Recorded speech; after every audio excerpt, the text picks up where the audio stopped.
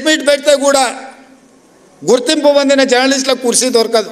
వాడు యూట్యూబ్ అంటాడు, వాడు ఆ ట్యూబ్ అంటాడు, వాడు యూట్యూబ్ అంటాడు, వాడు వచ్చి మొదటి సీట్లలో కూర్చుంటాడు. వాళ్ళు ఏం అడుగుతారో వాళ్ళకి మేము ఏం చెప్పాలో మాకు అర్థం కాదు. ఇది మాకే కాదు, మీకు కూడా. నాకు తెలిసి ఒకప్పుడు నేను చాలామంది జర్నలిస్ట్ మిత్రులు నాకు ఉన్నారు. సీనియర్ జర్నలిస్ట్ రాగానే లేచి కూర్చొచ్చి వీళ్ళు వెనక్కి పోయి కూర్చునేటోళ్ళు. మేము పత్రికా సమావేశం పెడితే కూడా ఒకవేళ డెస్క్ ఇన్ఛార్జ్లో లేకపోతే మీ దాంట్లో సీనియర్ జర్నలిస్టులు వస్తే, వేరే సంస్థకి సంబంధించిన జర్నలిస్ట్ వస్తే కూడా లేచి జూనియర్స్ లేచి ముందు వరుస వాళ్ళకి ఇచ్చి వీళ్ళు వెనక్కి పోయేటోళ్ళు. ఇప్పుడు విపరీతం ఎట్లయిపోయిందని అంటే అసలు కంటే కొసరోళ్ళది ఎక్కువైపోయింది. ఎవరిది ఏ ట్యూబో తెలుస్తలేదు మాకు. ఇక ఆ ట్యూబ్లో ఎక్కడికంటే అక్కడికి వెళ్ళిపోయి ఏది పడితే అది మాట్లాడితే అక్కడ ఉన్న ప్రజలు ఏమన్నా అంటే చూసిరా జర్నలిస్టుల మీద దాడి అని.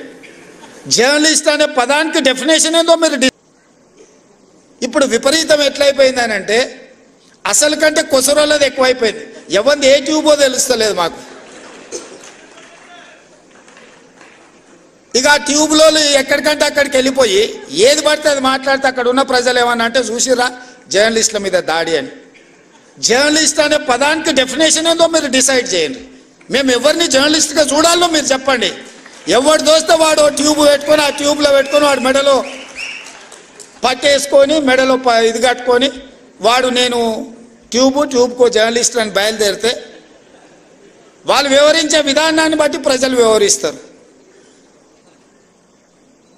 ఏది పడితే అది మధ్యలోనే అడ్డం దొడ్డం మాట్లాడి ఏదైనా ఏమన్నా అంటే చూసిరా జర్నలిస్టుల మీద